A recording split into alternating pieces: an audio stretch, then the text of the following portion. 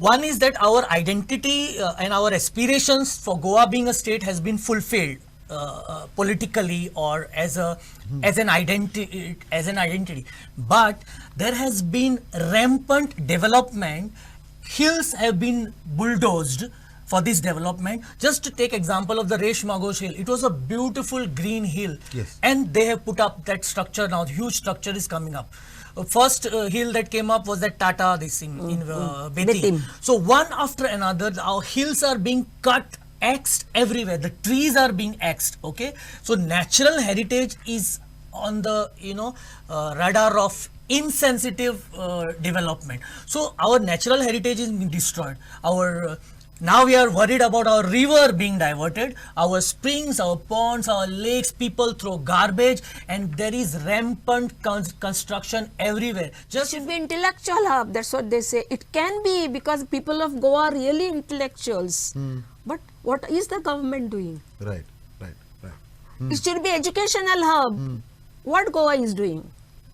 Nothing of that sort. Here the people, we have to work hard to keep the people in this land, and for that purpose right skill should be, they should be trained with the right skill, and they should be given the opportunity to work. The development should not be based on the increase in money. There should be not, there should be happiness index for the development. You should be happier than what you were before. Ultimately, what for we live? To live happily. Now, Goa is much higher in development index, but what is the use of that when more than 40% of the people are living under poverty? They are living in poverty. You have to accept. But we cannot see them how they live. They don't want to tell what are their problems, what they are facing. But still they are. So what we want after this achieving statehood was that all people are better than what they were before. But it is not happening. Why it is not happening? Because it is secluded to a certain group of people who are very close to the power, who are in the corridors of the power. They enjoy the fruits. Right. So we have to think of the happiness index. For happiness index, we have to think of the environment. We have to think of the food that we use today, the pesticides that is used by the farmers, right, and what they are getting, the health aspect, and then only we can say there is development. Yes, in terms of getting more power, in terms of getting more financial autonomy, political autonomy, or autonomy in terms of decision making, whether we have used it to the best way we could or not may be debatable, but it is certain that we have got a lot of power. Yes, as what I agree with my seniors here who said that probably we have misused, or our politicians have misused power and misused this particular autonomy. But I believe that collectively, if you look at qualitative and quantitative indicators, statehood has done us much good. When I'm saying this, I must also caution all of us that, see, it is not that everything you would gain by getting your statehood. You need to manage your affairs very well. And then Goa, the small size of the state is an advantage and also our disadvantage. So remember, meaning once we talk about beautiful Goa, green Goa, clean Goa, etc., if development has to happen, maybe somewhere we need to take a toll. And then of course your natural beauty, heritage also does take a toll, and it has happened. In Goa it has happened to a little greater extent, and one must admit that we are unable to retain, or we have been unable to retain, the beauty of our natural resource. But to a greater extent we have led to more happiness in terms of our development indicators.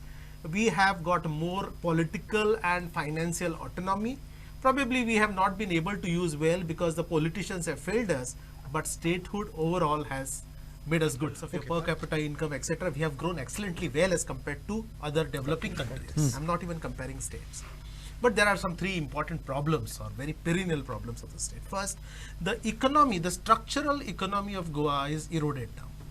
What do I mean by that? First, Goa was an agricultural economy, a self-sustaining economy, and we were producing most of the things which Goans needed during liberation, or before liberation, or after liberation, before statehood. Now, right from poultry to chicken to bread, we are now dependent on, right from milk, we are dependent on other states. We are not even having a self-sustaining model. The structure has changed to such an extent that once upon a time an agricultural economy has become a service dominant economy.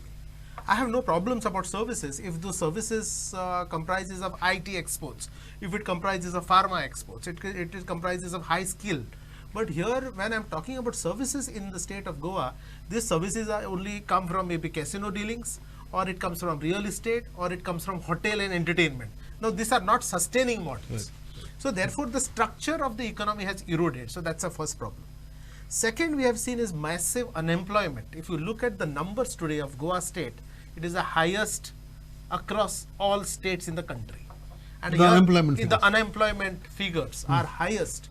Now why should the smaller state, which is otherwise a prosperous state, have high numbers of unemployment? It is because of that there are no opportunities. We have not been able to go at good investments in the sectors which are which can create employment, or probably our education system has failed us to such an extent that we are producing an army of unemployable people, unemployable graduates. All these factors has led to massive unemployment, and that's the reason exodus is one of the things. Third, we have messed up with our entire financial economy.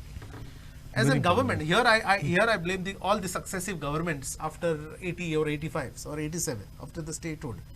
None of these governments, successive governments, have taken care of inclusive planning or financial planning for the state in terms of balancing the expenditures with the revenue, or looking it for new sources of revenue, or doing a balancing act of spending from what you have rather than spending from borrowings. Correct, Our absolutely. borrowings or public debt has increased, and it is increased to such an It's extent about that 24,000 crores now. if I'm yeah, not it wrong. is just a minimal figure. 24,000 But crores. if you really would like to put an estimate, I would put it at around 32,000 crores for the okay. entire Yes, state of yes. economy, because there are very hidden factors. So we say off balance sheet funding, Right. that shows the amount as small. So No, it no. is Also, the underestimated. point is that you need to get more money to even fund the interest. Yeah, Absolutely. yeah. So here we are unable to even service our debts. Correct. So that's a greater problem. So I feel that unemployment, erosion of the financial structure and erosion of an economic structure are three important or perennial problems which Goan economy has to face, not only now, but Goans will have to face this for the long term. Bureau Report for Herald TV.